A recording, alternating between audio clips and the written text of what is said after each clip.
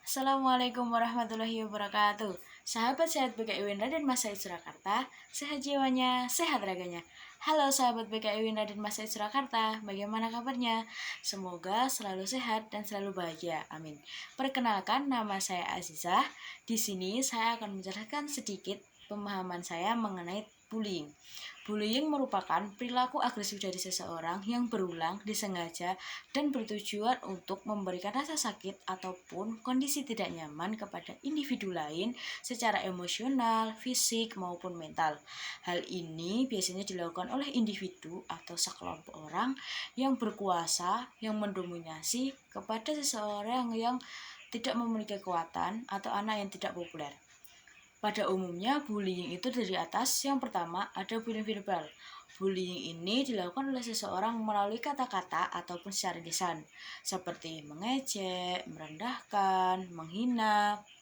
Kemudian ada bullying nonverbal atau secara fisik. Bullying ini dilakukan oleh individu melalui fisik atau melalui tindakan kepada individu yang lain, seperti memukul, menendang, mendorong, ataupun merusak barang milik korban. Kemudian ada cyberbullying atau bullying yang dilakukan di sosial media. Biasanya bullying ini diberikan seperti komentar negatif kepada individu lain.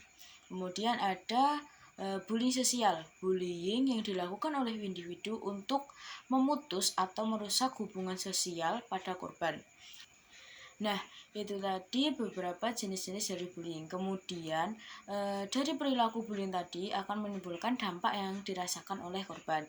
Yang pertama itu ada gangguan mental seperti depresi, gangguan cemas, PTSD, atau post traumatic stress disorder.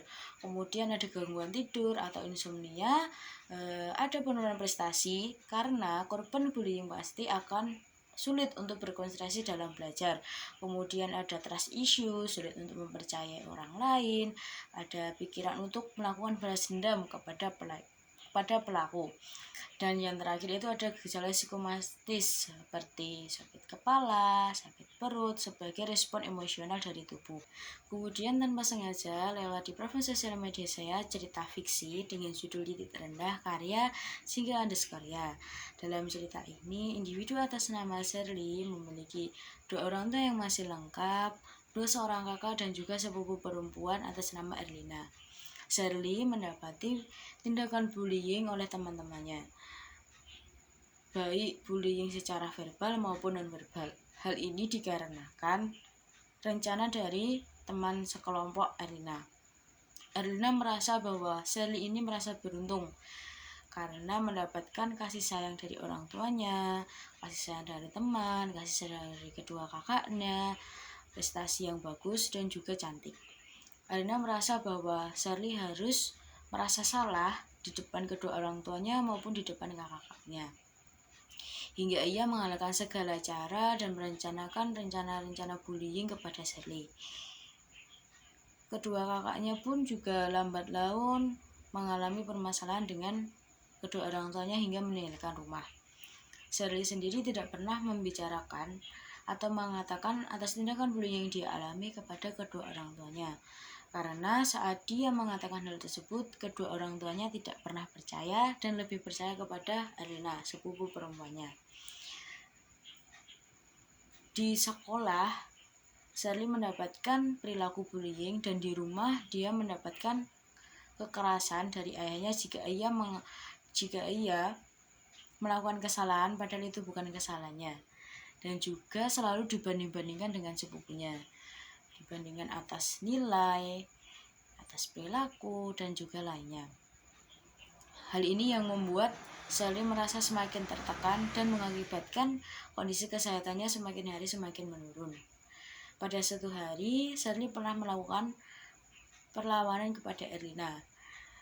Namun ternyata dia salah. Pada akhirnya dia juga yang kena tindakan dari ayahnya. Dia dihukum oleh ayahnya, dia dicambuk, dan juga mendapat kekerasan dari ayahnya. Pada saat itu, orang tua Shirley langsung membawa Erlina ke rumah sakit tanpa mempedulikan keadaan Shirley yang sebenarnya. Padahal Shirley tidak dapat berjalan dan juga semua alat komunikasi yang dia miliki disita oleh ayahnya. Dia tidak bisa memberi kabar kepada kakaknya jika ia sedang tidak bisa melakukan apapun dan ditinggal sendirian di rumah. Lalu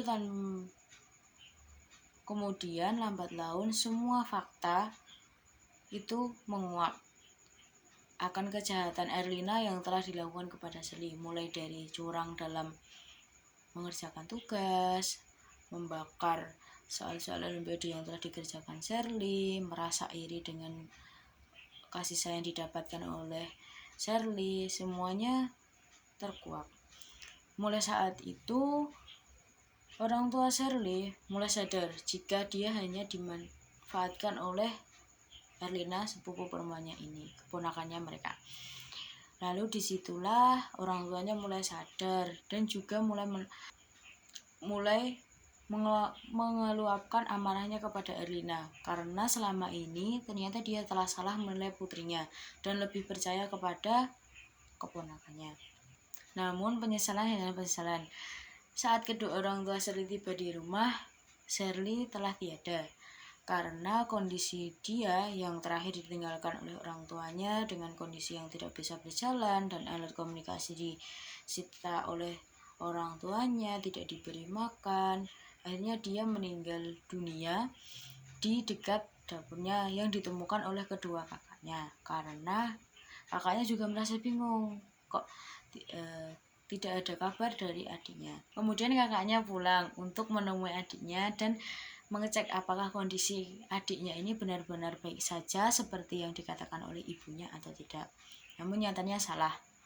Sherly telah menghembuskan nafas terakhir. Nah, dari cerita ini yang saya dapatkan bahwa bentuk perilaku bullying itu sangat besar dampaknya bagi korban. Maka dari itu kita tidak boleh dengan mudah mengucapkan atau merendahkan orang lain. Maka dapat disimpulkan bahwa bullying itu meskipun hanya melalui kata-kata lisan ataupun secara tidak sadar memberikan dampak yang besar kepada orang lain. Oleh sebab itu kita juga harus menjaga kata-kata kita, perbuatan kita kepada orang lain agar tidak menimbulkan sakit hati. Sekian yang dapat saya sampaikan. Semoga dapat bermanfaat bagi saya maupun bagi semua. Ada salah kata, saya mohon maaf. Wassalamualaikum warahmatullahi wabarakatuh.